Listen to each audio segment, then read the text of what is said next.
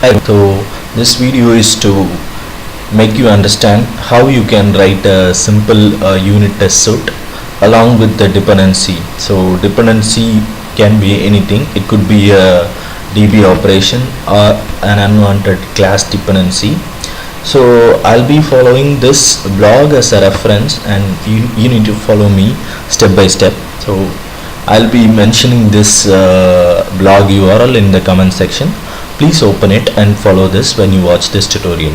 Okay, so the purpose is to write a unit test and also to break the dependency using the traditional C++ mock object. So there are frameworks which are available. They help you to create mock by itself, but in this video we will see how you can write your own mock object and pass it into the unit test. Okay, yeah. So if you are not familiar with the cxxtest framework, I would recommend to open this introduction tutorial and just have a look, and you can make your environment ready for cxxtest framework. It's nothing but an unit test framework, just like Google unit test and some other reference. Okay. So what is a dependency? A dependency is something which we refer to in a class, in a target class. So consider this example. Here our target class is a calculator, and the calculator class does the simple operations add and subtract, but it also wants to store the operations into some persistent database, or it could be cloud. So for that purpose it has a dependency with iHistory pointer.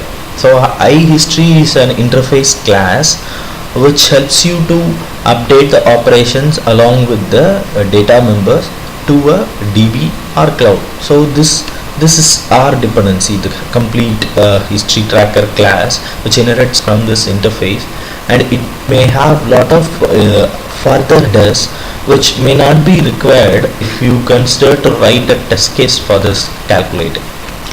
So when you write a test suite, you should focus on the class we're looking at, and we need to break the dependency.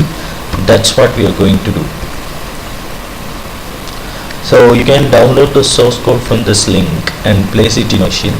So we will use it later. For now, just understand the dependency breaking mechanism using this class diagram. So what is a mock? So mock could be a class which just satisfies the compiler's requirement. Instead, it doesn't have actual functionality. So our goal is to test calculator.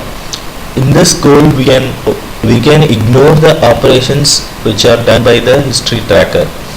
So to do that, we need to write a new class, history tracker mock, and let this inherit from the iHistory interface.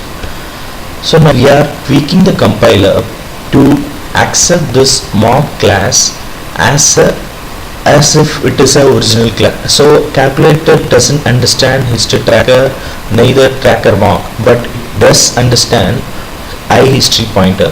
So as both the classes inherit from the same interface, we can pass in the instance of history tracker mock to calculator and satisfy this dependency. This is the whole idea of this video, to run the test suite with the dependency. Okay. So I hope you understand how we inject dependency into a class. So dependency can be injected in many forms. So in my example, I have considered calculator class to accept the iHistory pointer through constructor argument. So we'll see that in the operations.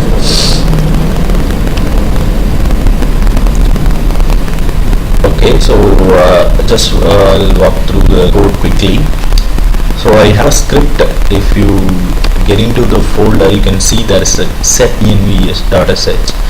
You just need to modify the cxxtest path to the root of the cxxtest which you have downloaded, and I think rest is good. You can just run it just like that.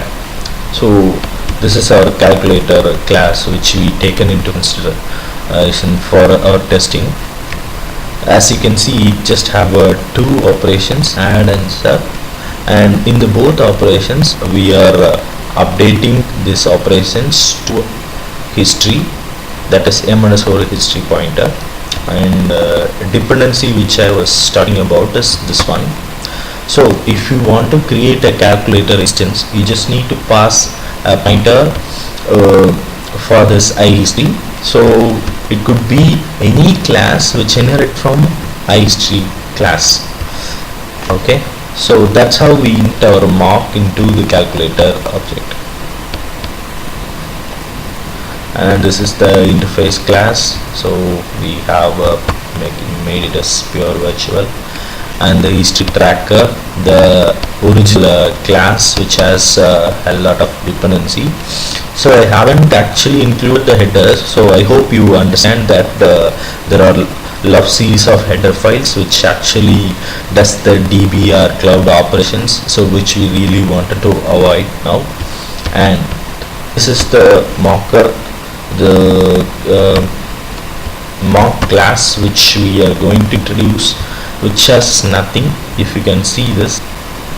So that's what our intention. If you don't have any headers or implementations, ideally it's a dummy, so you can very well pass it in unit test.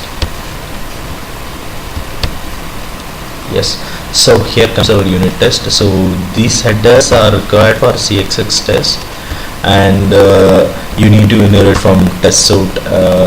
I think you can check all these details of cxxtest in this cxxtest introduction blog. I'll give you the URL. So test add just creates an instance of calculator and calls the add function with 1 and 4. Obviously 1 4 should be 5, and here the same obvious example, 4 minus 1 and 3. So I just want to make you understand the dependency, and at the same time it should be somewhat real-time, somewhat similar to real-time example, let's say. So there is one similar utility script, run.sh, to quickly run your unit test with this environment variables which we have set in the set.env.sh. So sure you run set.env.sh before you run run.sh. Okay, yeah. So cxxtest gen will generate a CP file in the name calculator test_suite.cpp for your test suite. If you can see, you have written only the .h, and the CPP will be generated by this script.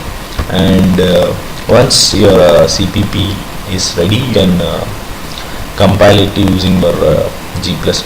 And finally, the runner is a binary. If you run it, you will get the test case executor and will return the pass fail status. Okay, so let me just quickly run the example which we have downloaded.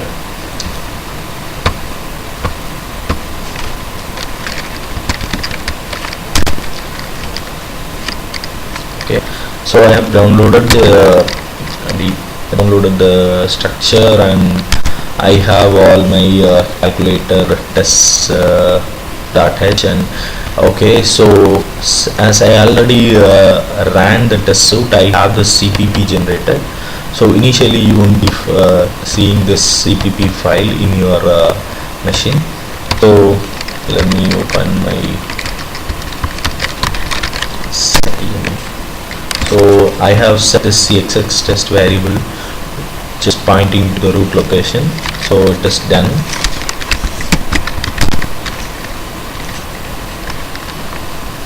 I can run the set.env now.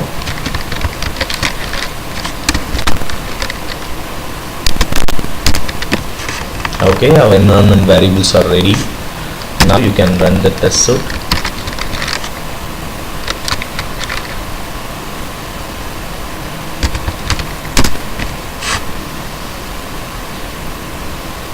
Yeah, I think we are done.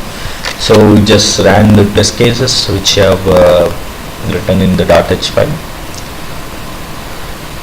Okay, so I think we are done. Yeah, thanks for watching.